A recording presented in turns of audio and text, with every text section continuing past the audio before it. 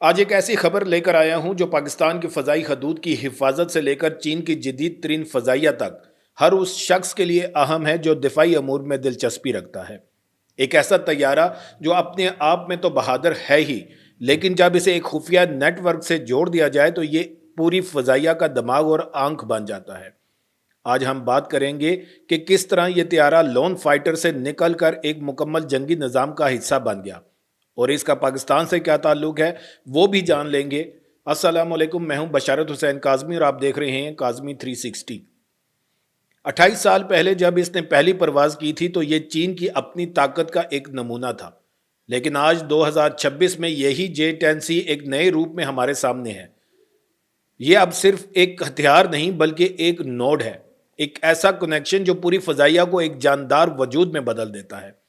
حال ہی میں چین کی ریاستی ٹیلی ویژن CCTV نے ایک ایسی ڈرلز کی فوٹیج جاری کی جنہوں نے دنیا بھر کے دفاعی ماہرین کی توجہ اپنی طرف مبذول کر لی۔ ان ڈرلز میں J-10C کو تنہا نہیں دکھایا گیا بلکہ اسے early warning year craft KJ-500 زمینی ریڈاروں، اینٹی ایئر کرافٹ یونٹس اور الیکٹرانک وارفیئر عناصر کے ساتھ مل کر کام کرتے ہوئے دکھایا گیا۔ یہ وہ لمحہ تھا جب چین نے واضح کر دیا کہ اب ان کی فضائی حکمت عملی پلیٹ فارم سینٹرک سے آگے بڑھ کر سسٹم آف سسٹمز میں تبدیل ہو چکی ہے۔ اب آپ سوچ رہے ہوں گے کہ یہ سسٹم آف سسٹمز آخر ہے کیا؟ اسے آسان الفاظ میں سمجھے تو پہلے ہمارے پاس ایک بہترین تیر انداز تھا جس کے پاس بہترین کمان تھی۔ وہ اکیلا تھا، اس کی نظر صرف اس کے سامنے تک تھی۔ اب اگر اسی تیر انداز کو ایک ایسے نیٹ ورک سے جوڑ دیا جائے جہاں اسے پہاڑ کی چوٹی پر بیٹھا ایک کمانڈر بتائے کہ دشمن کہاں سے آ رہا ہے، ایک اور ساتھی بتائے کہ دشمن کس رفتار سے آ رہا ہے، اور ایک تیسرا بتائے کہ دشمن کی ڈھال میں کہاں کمزوری ہے، اب یہ تیر انداز اکیلا نہیں بلکہ ایک پورے نظام کا حصہ ہے، اور یہی نظام J-10C کو انونسیبل بنا دیتا ہے۔ ایک چینی فوجی ماہر نے اس بارے میں بہت خوبصورت وضاحت دی۔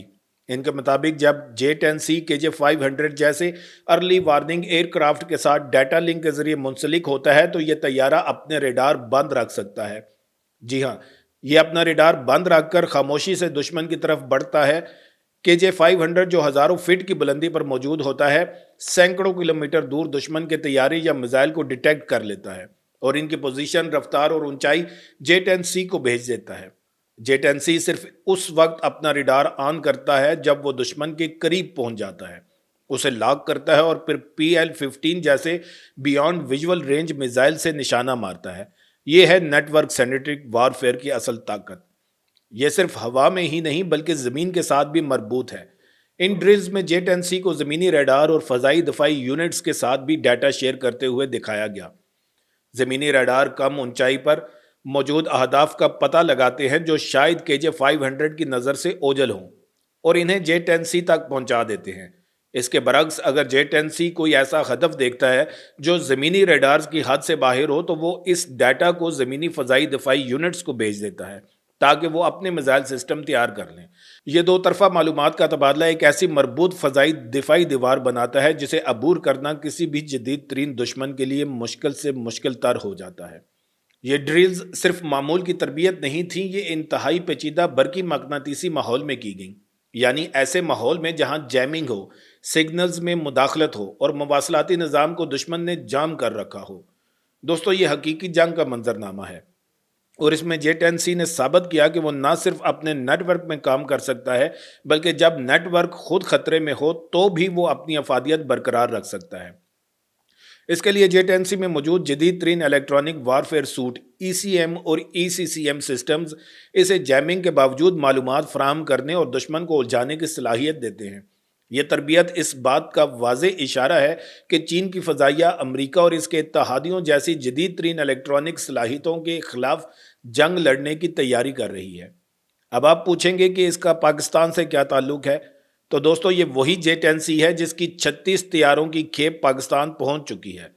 پینٹاگون نے خود اس بات کی تصدیق کی ہے کہ یہ طیارے پاکستان کو فراہم کیے گئے ہیں، اور انہوں نے جنوبی ایشیا کی فضائی طاقت کا توازن بدل دیا ہے۔ آپریشن سندور کے بعد تو یہ بات مزید واضح ہو گئی۔ پاکستان کے پاس جو J-10C ہیں وہ بھی اتنے ہی جدید ہیں جتنے کہ چین کی فضائیہ میں شامل ہیں۔ ان میں AESA ریڈار، WS-10B انجن اور PL-15 لمبی دوری کے میزائل شامل ہیں۔ لیکن سوال یہ ہے کہ کیا پاکستان کی فضائیہ بھی اس سسٹم آف سسٹمز کو اپنانے کے قابل ہے؟ جواب ہے جی ہاں۔ پاکستان کے پاس ZDK-03 early warning aircraft ہیں، جدید زمینی ریڈار سسٹمز ہیں اور ایک مضبوط فضائی دفاعی نیٹ ورک ہے۔ اگر ان تمام اثاثوں کو J-10C کے ساتھ اس طرح مربوط کر لیا جائے جیسے چین کر رہا ہے تو پاکستان کی فضائیہ کی صلاحیت میں بے پناہ اضافہ ہو جائے گا۔ یہ پاکستان کو نہ صرف بھارت کے سامنے ایک مضبوط ڈیٹرنٹ فراہم کرتا ہے بلکہ اسے کسی بھی جدید ترین فضائی خطرے کا جواب دینے کی مکمل صلاحیت عطا کرتا ہے۔ J-10C ایک 4.5 نسل کا ملٹی رول فائٹر ہے۔ اس کا زیادہ سے زیادہ ٹیک آف وزن 19,500 کلو گرام تک جا سکتا ہے۔ یہ وزن اسے 11 ہارڈ پوائنٹس پر بھاری مقدار میں ہتھیار لے جانے کی صلاحیت دیتا ہے۔ اس کا انجن WS-10B ہے جو 135 سے 144 کلو نیوٹن تک آفٹر برنر تھرسٹ پیدا کرتا ہے۔ اس کی رفتار میک 1.8 ہے اور اس کا کامبیٹ رینج 1240 کلومیٹر ہے جو کہ بیرونی ایندھن کے ٹینکوں کے ساتھ بڑھ کر 2950 کلومیٹر تک جا سکتا ہے۔ اس کے ہتھیاروں کی بات کریں تو اس میں PL-12 PL-10 اور PL-15 جیسے جدید ترین ایئر ٹو ایئر مار کرنے والے میزائل شامل ہیں۔ PL-15 ایک ایکٹیو ریڈار ہومنگ میزائل ہے جس کی رینج 200 کلومیٹر سے بھی زیادہ بتائی جاتی ہے۔ یہ میزائل دشمن کے طیاروں کو اس کی حد میں آنے سے پہلے ہی مار گرانے کی صلاحیت رکھتا ہے۔ اس کے علاوہ J-10C میں KD-88 cruise missile, YJ-91 anti شپ اور اینٹی ریڈیشن میزائل اور مختلف قسم کے لیزر گائیڈڈ بم بھی شامل کیے جا سکتے ہیں۔ لیکن دوستو اس کی سب سے بڑی طاقت اس کا AESA ریڈار اور ڈیٹا لنک ہے۔ AESA ریڈار ایک سے زیادہ اہداف کو ٹریک کر سکتا ہے، ان پر نظر رکھ سکتا ہے اور ایک ساتھ کئی اہداف کو نشانہ بھی بنا سکتا ہے۔ یہ ریڈار جیمنگ کے خلاف بھی بہت مزاحمت شو کرتا ہے اور اس کے ڈیٹا لنک کی بدولت یہ ریڈار کی معلومات، ہدف کی معلومات اور حکمت عملی سے متعلق تمام ڈیٹا اپنے نیٹ ورک کے دیگر تمام عناصر کے ساتھ شیئر کر سکتا ہے۔ یہی وہ ٹیکنالوجی ہے جو J-10C کو صرف ایک طیارہ نہیں بلکہ ایک پورے جنگی نظام کا دماغ بناتی ہے۔ چین اس نظام کو مسلسل بہتر بنا رہا ہے۔ ان ڈرلز میں جو بات سب سے اہم ہے وہ یہ کہ یہ اب کوئی تجربہ نہیں بلکہ معمول کی تربیت کا حصہ ہے۔ J-10C اب روزانہ کی بنیاد پر KJ-500 کے ساتھ اڑان بھرتا ہے، زمینی ریڈار کے ساتھ ڈیٹا شیئر کرتا ہے اور الیکٹرانک وارفیئر یونٹس کے ساتھ مل کر کام کرتا ہے۔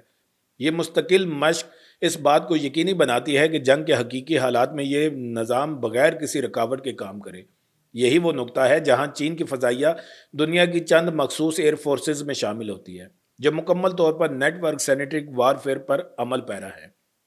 دوستو J-10 کی 28ویں سالگرہ محض ایک طیارے کی عمر کا جشن نہیں ہے بلکہ یہ ایک خواب کے پختہ ہونے کا جشن ہے۔ یہ اس بات کا ثبوت ہے کہ چین نے نہ صرف ایک جدید ترین طیارہ بنایا بلکہ اسے ایک پورے جنگی نظام کا مرکز بنا دیا۔